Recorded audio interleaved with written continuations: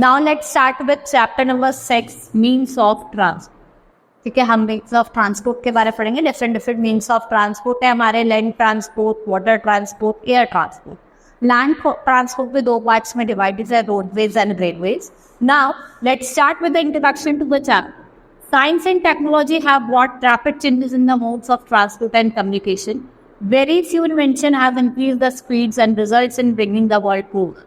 Today, the modern means of transport have made possible to move goods and people from one place to another quickly, safely and comfortably. In this chapter, you will learn about different means of transport. ठीक है, हम आप कुछ highways, railways, Airways के बारे में.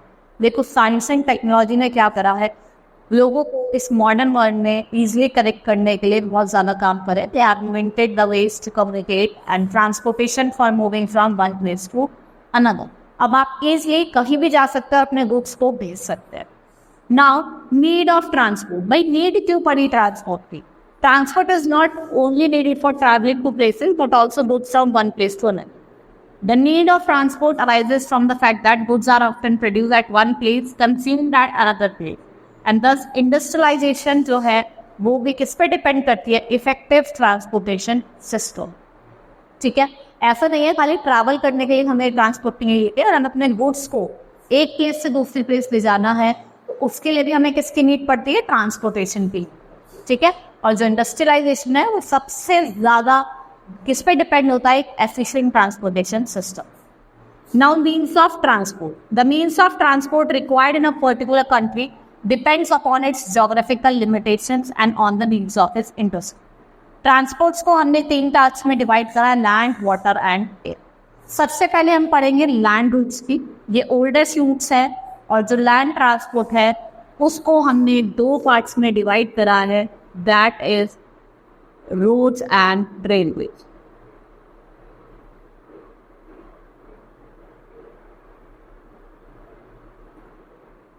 Now, roadways. Today there is a vast network of highways all over the world. In villages there are कच्चा roads और जो पक्का roads हैं वो बनाई जाती हैं with smooth with tar and concrete. ये जो roads हैं आपको टाउन एंड सिटीज में मिलेंगी. डेवलप कंट्रीज में आपको नेटवर्क ऑफ हाईवेज देखने को मिलेंगे. ठीक है, and they are broad in straight roads and are known as freeways और एक्सप्रेसवे.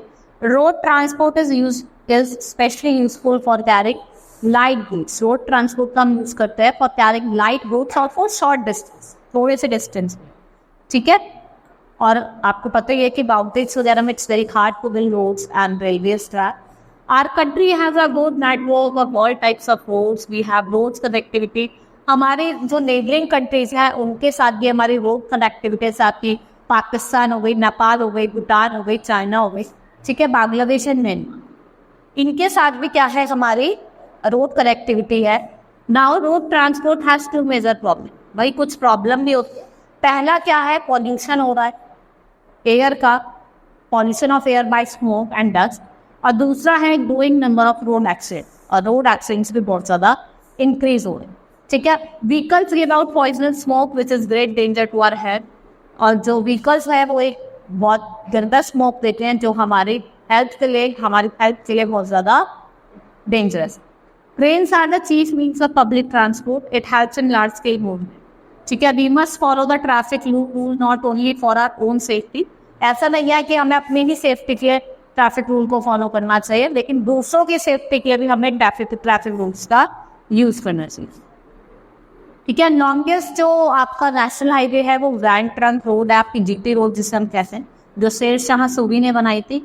रेलवेज ने हेल्प करा in the growth and development of industries. ये रॉ मटेरियल को कैरी करते हैं फैक्ट्रीज के और उन्हें फिनिश्ड इंडस्ट्रियल प्रोडक्ट में किसके थ्रू बेचते हैं? इंडियन रेल नेटवर्क के थ्रू मार्केट में बेचते हैं.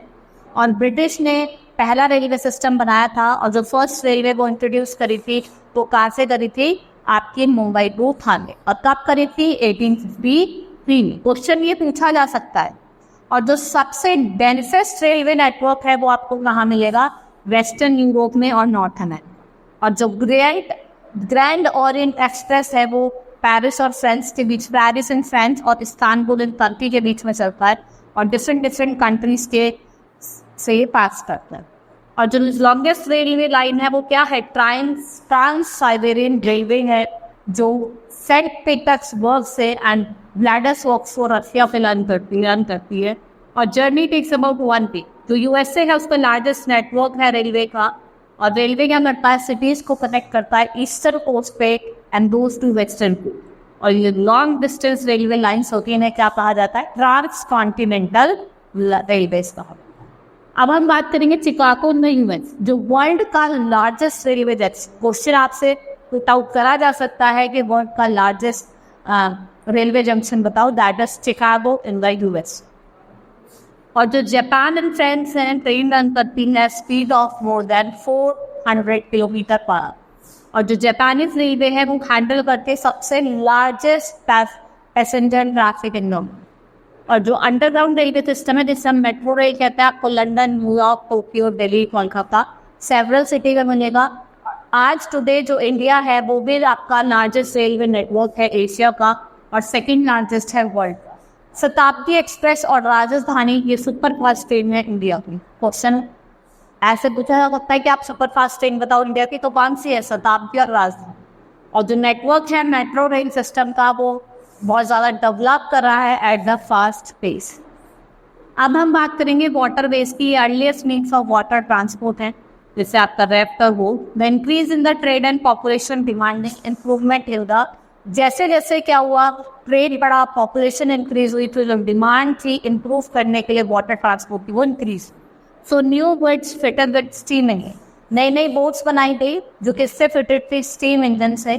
फिर लेटर शिप्स बनाई गई जो गुड्स और लोगों को कैरी करती थी और move faster than drugs and goods. Water bodies form free highway को प्रोवाइड बाय नेचर, और वाटर ट्रांसपोर्ट जो है वो यूजफुल होते हैं for transporting heavy and bulky goods, जैसे आपका कोल, आयरन ओर और tin. The carrying capacity of modern ship is more greater than that of truck और रेल। जो कैरिंग कैपेसिटी है मॉडर्न शिप की वो ज़्यादा है as compare to road and rail. ठीक है, this is compensated by low cost and water transport has played an important. देखो, वाटर ट्रांसपोर्ट ने इम्पॉर्टेंट रोल प्ले करा है in men's lives and it continues to be a vital part of trade and commerce in the world. The vital part बन गए हैं water transport, trade and commerce. Certain sea routes are used to be extremely long and took very long. अब हम बात करेंगे Swiss canal और Panama canal root की। ठीक है, जो कंस्ट्रक्शन हुआ था वो स्टार्ट हुआ था अप्रैल 1859 में और ये फॉर्मली 1869 में ओपन हो गया था।